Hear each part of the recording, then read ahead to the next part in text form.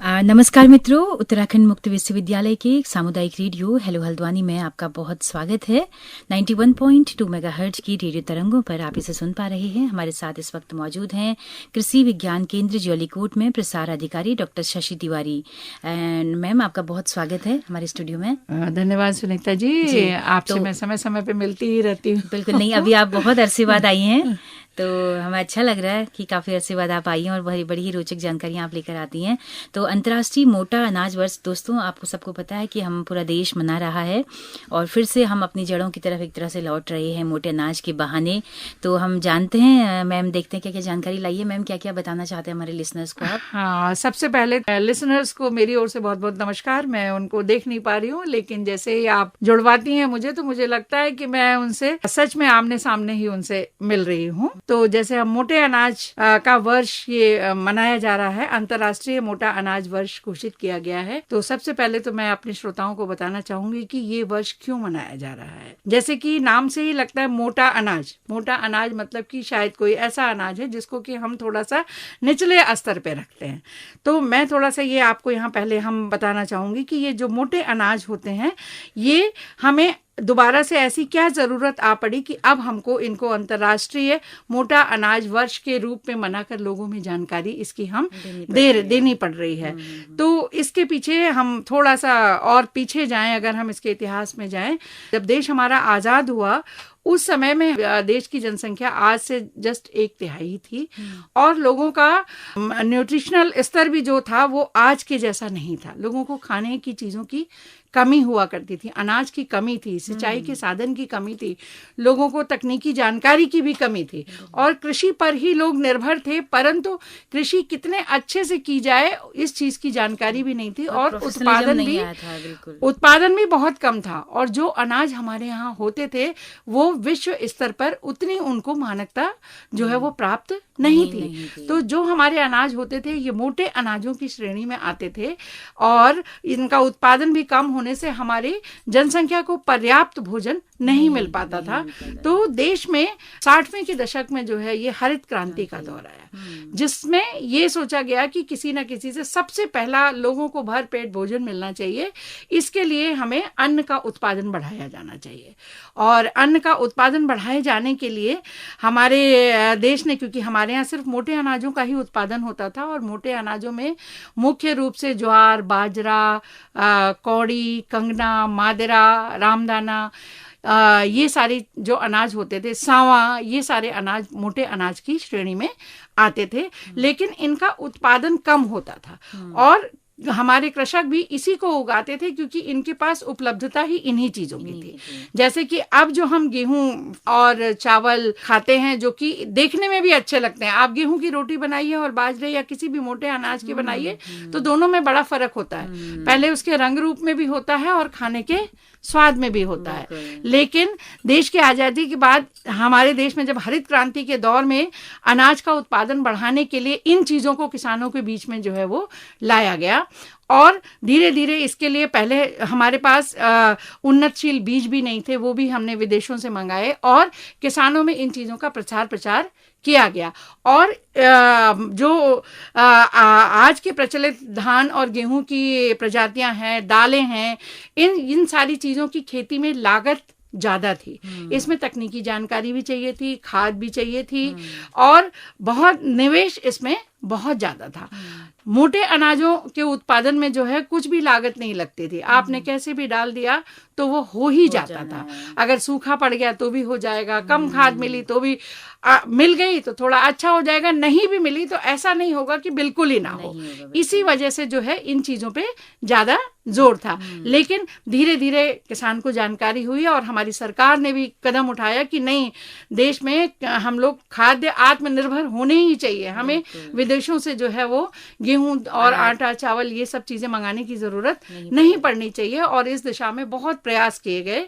लेकिन उस प्रयास के साथ हम खाद्य आपूर्ति तो हमारी पूरी हो गई, लेकिन साथ साथ में क्या हुआ, जो होता है ये कि जब कोई बाजार में एक अच्छी चीज आती है जो देखने में भी अच्छी थी और खाने में भी अच्छी थी, तो हम धीरे धीरे करके जो हमारा पारंपरिक मोटा अनाज था वो हम भूलते चले गए और हमारी थाली से जो है, हमारी थाली में जो सावा का चावल और बाजरे की रोटी, इन चीजों की जो जगह होती थी, वो जगह जो है वो आजकल के बासमती चावल और नए गेहूं की सफेद रोटी ने ले लिया। और थोड़ा और आगे बढ़े तो रोटी और चावल भी खिसकने लगा, और हमारे बच्चे जैसे आप देखते हैं तो उन्हें रोटी चावल भी कम, उनको नूडल्स, बर्गर और ये सारी चीजें जिनको हम फास्ट फूड, पिज्जा, ये सारी चीजें फास्ट फूड की जो श्रेणी में आती हैं, वो उनको, और उनकी आहार की ये शैली बन गई।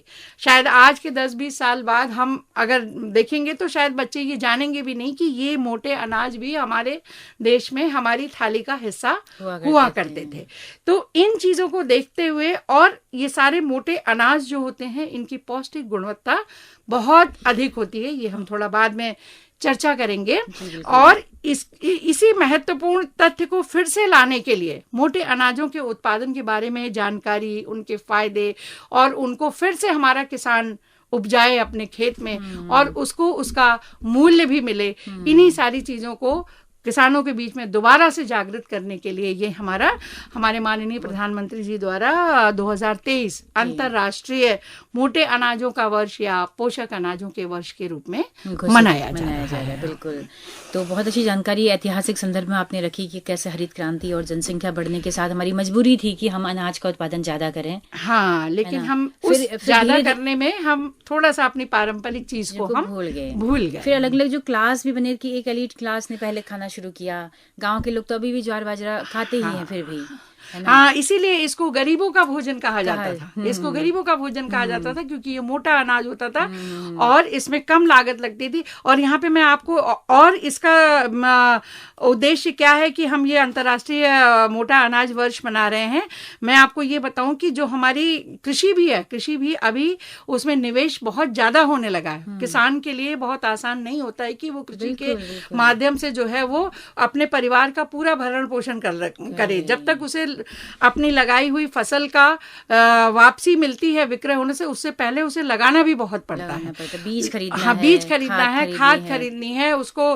कीटनाशक खरीदने हैं, सिंचाई के लिए भी अगर उसके पास साधन नहीं है तो उसके लिए भी उसे पैसे खर्च करने हैं। तो इन सब चीजों में कृषि जो है हमारा थोड़ा महंगा आयाम हो चुका है। इस वजह से भी जो है हमारी सरकार ने इस खेती को जो है वो, और महंगे आयाम के साथ साथ एक बात मैं आपको और बताऊं, क्योंकि हमारे किसान ने उत्पादकता बढ़ाने के लिए ज्यादा से ज्यादा कीटनाशक और खाद, इन सब चीजों का उसने बहुत इस्तेमाल किया है। इससे कहीं ना कहीं हमारी मिट्टी का स्वास्थ्य भी जो है वो खराब हो चुका है, और जो उससे उत्पादन होता है उसको हम ही लोग खाते हैं, वो हमारे ही भोजन का हिस्सा है, जो कि मिट्टी का स्वास्थ्य खराब किया और उसके बाद फिर जो है वो हमारे स्वास्थ्य को भी खराब कर रहा है। इसी वजह से मोटे अनाजों का उत्पादन करने से क्या होगा, कृषक की एक तो लागत कम लगेगी, बहुत कम लागत लगती है मोटे अनाजों के उत्पादन में, और दूसरी चीज ये है क्योंकि ये स्वास्थ्य वर्धक होते हैं।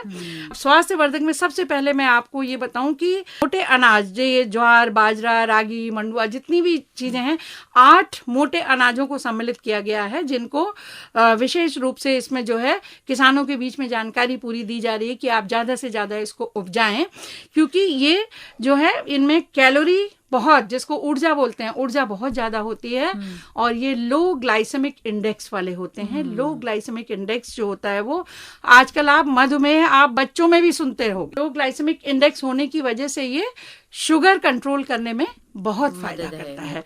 दूसरा है, इसमें कोलेस्ट्रॉल को कंट्रोल करने की क्षमता बहुत ज्यादा होती है, जिससे हमारा बीपी वगैरह कंट्रोल में रहता है।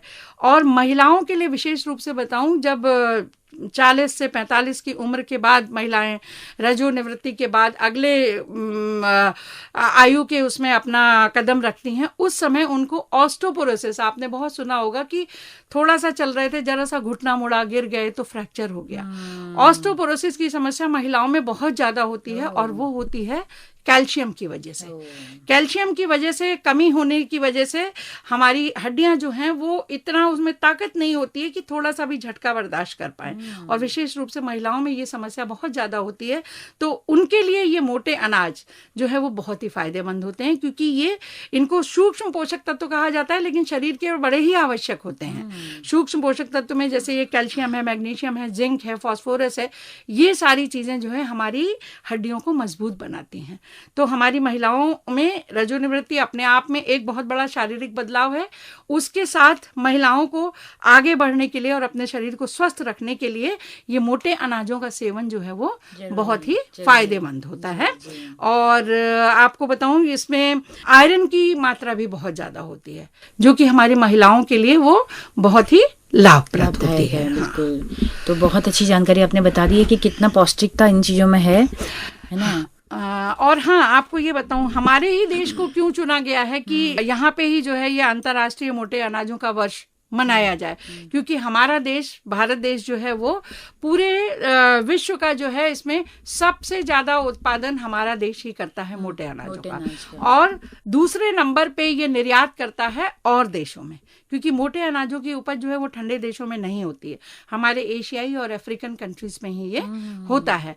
तो हमारा भारत देश जो है, हमें इस बात का गर्व है कि हम सबसे बड़े प्रोड्यूसर हैं और सेकंड लार्जेस्ट जो है वो हम एक्सपोर्टर हैं, हम औरों को देते हैं। और इन मोटे अनाजों की जरूरत जो हमारी डेवलप्ड कंट्रीज हैं जैसे कि अमेरिका है, और स्पेशली मैं आपको बताऊं जापान में वो लोग हमारे यहाँ से इंपोर्ट करते हैं, वो बेबी फूड बनाते हैं। अच्छा। मिलेट से बेबी फूड बनाते हैं, क्योंकि उनके यहाँ बहुत कल्चर है, पिज्जा, नूडल्स और इन सब चीजों का बहुत कल्चर है। तो हेल्दी बेबी फूड के लिए जो हम जैसे बच्चों को यहाँ सेरेलैक, फेरेक्स ये सारी चीजें देते हैं, उन चीजों में उन्होंने मोटे अनाजों का इस्तेमाल करना शुरू कर दिया है, जिससे अब उनके यहाँ उपज तो नहीं होती, पैदा तो हम करते हैं, लेकिन हम उनको जो है ये सप्लाई करते हैं।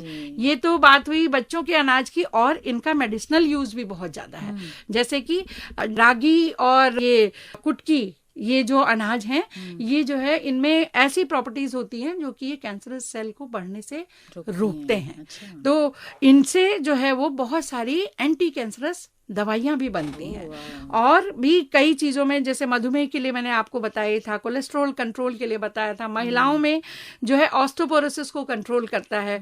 इस तरीके से इसमें स्वास्थ्य बढ़ाने के साथ साथ बहुत सारे रोगों के प्रति भी लड़ने की क्षमता होती है। ये तो इन सारी चीजों को बड़ी सीखने की बात है भारत को, कि हम जब खुद निर्यात कर रहे हैं, और आयात करने वाले देश जब उससे इतनी चीजें बना रहे, तो हम क्यों पीछे रहे? हमें इसलिए मैं अपने सभी श्रोताओं को, विशेष रूप से महिलाओं को जरूर कहूंगी कि वो दिन के भोजन में किसी ना किसी एक बार में जो है आप जो है इन मोटे अनाजों का प्रयोग करिए। बहुत मुश्किल नहीं है, जैसे आप जो चीज करते हैं कुछ भी नहीं है, तो जैसे आप गेहूं की जो रोटी खा रहे हो, उसी गेहूं की रोटी, गेहूं में ही आप थोड़ा सा मंडुए का आटा भी मिक्स कर लो, थोड़ा मिला लो, धीरे धीरे करके आपकी वो थाली में वापस आने लगेगा। आप उसको खिचड़ी के रूप में खा सकते हो, दाल के रूप में खा सकते हो, उसकी खिचड़ी बना, बच्चों के लिए ये बहुत ही जो पूरक आहार के रूप में भी आप इस्तेमाल कर सकते हैं। तो इस तरीके से मेरी तरफ से उनके लिए ये संदेश रहेगा कि जैसे कि हमारे पूरे देश में ये मनाया जा रहा है, और इस पर हमारी सरकार भी बहुत कार्य कर रही है। हैदराबाद में आपको मैं बताऊं कि मिलेट्स का ही एक शोध संस्थान है, जो कि इसकी नई नई वैरायटी और जो वो बना रहे हैं, जिससे कि किसानों को, क्योंकि इसमें दिक्कत क्या है, उत्पादन कम होता है, इसलिए किसान उपजाना नहीं चाहता है। तो अब नई नई और प्रजातियां आ रही हैं, जिनके प्रयोग से किसान को उत्पादन भी बहुत मिलेगा, और इनको खरीदने के लिए भी हमारी सरकार ने अलग अलग हब्स बनाए हैं, जिनके माध्यम से इन मोटे अनाजों की खरीद की जाएगी, और जहां से ये विदेशों को निर्यात होगा। तो ये एक तरीके से हमारी इनकम को तो बढ़ाएगा ही बढ़ाएगा, और सबसे बड़ी बात यह है कि हमारे स्वास्थ्य की रक्षा करेगा। वाह, तो बहुत सारे डायमेंशन से आपने चर्चा की है। हाँ, मैं मतलब अपने श्रोताओं के लिए जितना अपनी तरफ से समझ पाई उतनी चीजें उनके लिए लेके आए। जी, तो श्रोताओं, आपने सुना होगा इस बातचीत को, बहुत ही खूबसूरत बातचीत मैम लेकर आई हैं, और बहुत सारी जानकारी उन्होंने दी है। तो मोटे अनाज को इस्तेमाल करना है, ये तो हम सब समझ ही गए हैं। तो कैसे करना है, अपनी खेती बाड़ी को भी हमें बचाना पड़ेगा। अगर पहाड़ से हम पलायन करके यहाँ आ चुके हैं, तो एटलीस्ट हम घर जाने की भी सोचें, उगाई बुआई के टाइम पे जाएं, कटाई के टाइम पे जाएं। तो ये सब करना भी बहुत जरूरी है, नहीं तो पहाड़ तो पूरे खाली हो चुके हैं। वो इसी वजह सवाल है कि मोटा अनाज उगेगा कहाँ। तो उस और भी प्रयास प्रयास करने हैं। हाँ बिल्कुल, उसके साथ जाके और इसको अपने जीवन यापन की, जैसे हम कहते हैं हर एक को कुछ ना कुछ जरिया चाहिए होता है धन अर्जन के लिए, तो इसको हमारे कृषक धन अर्जन के लिए और हमारी महिलाएं अपनी रसोई में अपने परिवार के स्वास्थ्य वर्धन के लिए करें। भली भांति तो मैम, ये कर सकते हैं। पंतनगर विश्वविद्यालय की ओर से कुछ है ऐसा कि आपको बीज मुहैया हो, ऐसा कुछ प्रयास हो रहा है क्या? हम अभी किसानों में जानकारी जो है, जैसे मैंने आपको बताया ना, हैदराबाद में एक बड़ी शोध संस्था है, वो मिलेट के ऊपर अलग से ही कार्य कर रही है और नई प्रजातियां भी बना रही है, तो उनके माध्यम से हम तक भी जानकारी आती है और हम भी, जैसे कि मोटे अनाज के क्या क्या व्यंजन बनाए जाएं, किस तरीके से, क्योंकि हमें कोई चीज जब पहले थोड़ा अच्छी भी लगनी चाहिए और विशेष रूप से जिसकी आदत छूट चुकी हो, तो उनके क्या क्या व्यंजन बन सकते हैं, इस बारे में हमारा गृह विज्ञान महाविद्यालय समय समय पर प्रशिक्षण आयोजित करता रहता है। और मैं आपको बताऊं, हम कृषि विज्ञान केंद्र के माध्यम से वहां पर जो हमारे महिला कृषक समूह होते हैं उनको हम ट्रेनिंग दिलाने के लिए ले जाते रहते हैं कि किस किस तरीके से जो जिन मोटे अनाज को वो बिल्कुल बेकार समझते हैं, उनसे क्या क्या चीजें बन सकती हैं, तो उस बारे में उनको हम प्रशिक्षण। जी। तो हम भी चाहेंगे कि होम साइंस डिपार्टमेंट का अगर कुछ बातचीत अगर वहाँ के जनवाणी में रिकॉर्डेड है तो हम भी उनको ले पाए यहाँ पर। हाँ कि बिल्कुल, क्या व्यंजन बनाए जा सकते हैं। हाँ बिल्कुल, ये या हो सकेगा या तो कभी आप अगर बता सकते हैं। हाँ बता सकते हैं, बिल्कुल बिल्कुल। हम अगला एपिसोड अगर आप चाहेंगे तो हम किस क्या क्या व्यंजन बन सकते हैं मोटे अनाज के, इस बारे में चर्चा करेंगे। क्योंकि जो पुराने लोग थे वो तो परंपरागत तरीके से जैसे इस्तेमाल करते हैं वैसा ही करेंगे। हाँ वैसा ही रोटी बना, लेकिन हम और भी उसकी कुछ बना सकते हैं। उसमें मूल्यवर्धन हम क्या क्या कर सकते हैं, ये हमारी तकनीकी जानकारी भी हम हमारी महिलाएं हमारे माध्यम से या गृह विज्ञान के माध्यम से वो ले सकती हैं। बिल्कुल बिल्कुल। तो मैम फिर जल्दी ही आपका स्वागत रहेगा, व्यंजनों का हम लुत्फ उठाएंगे। बिल्कुल बिल्कुल बिल्कुल बिल्कुल। तो बहुत शुक्रिया मैम, धन्यवाद धन्यवाद। तो दोस्तों, आप सबका भी बहुत बहुत शुक्रिया इस कार्यक्रम में अंत तक हमारे साथ बने रहने के लिए। अगर ये बातचीत पसंद आई हो तो अपना फीडबैक जरूर दीजिएगा।